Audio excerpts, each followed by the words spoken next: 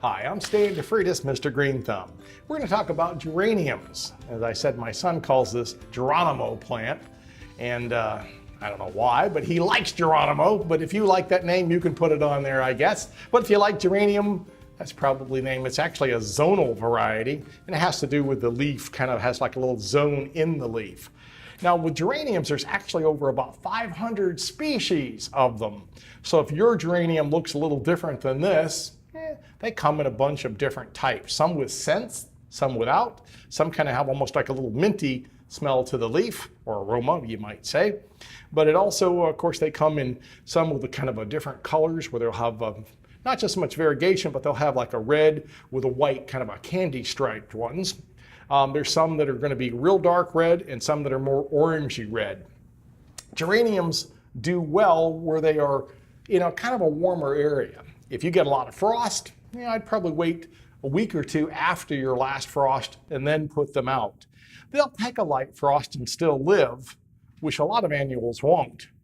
Now, when I think about geraniums, I think of window boxes. I've been to Germany, I've been to other areas where you'll see geraniums growing in those window boxes, and they make a nice addition to the front of a home or an apartment.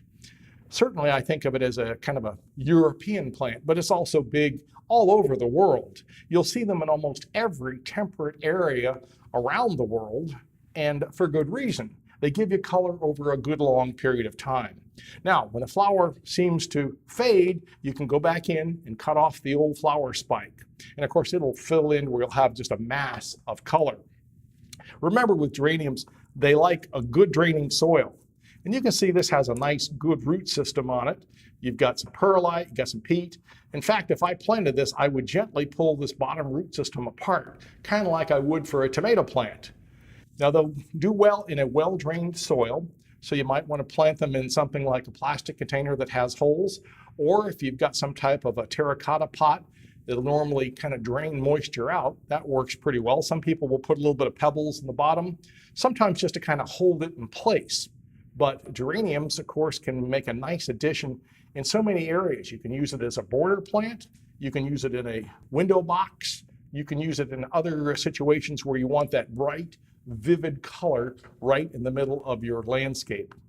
Geraniums are easy to grow. They like a good deal of water, so I would make sure that you add a lot of peat. If it's in a flower bed, I'd add peat, I'd add cow manure, probably about an inch or two thick on top, and then I would till that into the top 6 inches. And I wouldn't go real deep.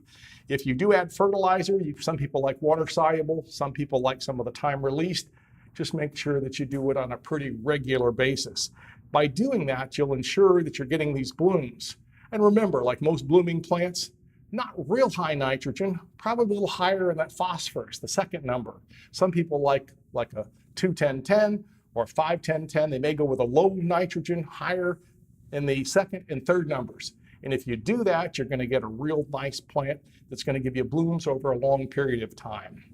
Now, if you liked our segment, hit the like button and subscribe, and tell all your friends that grow anything that they ought to be watching our segments.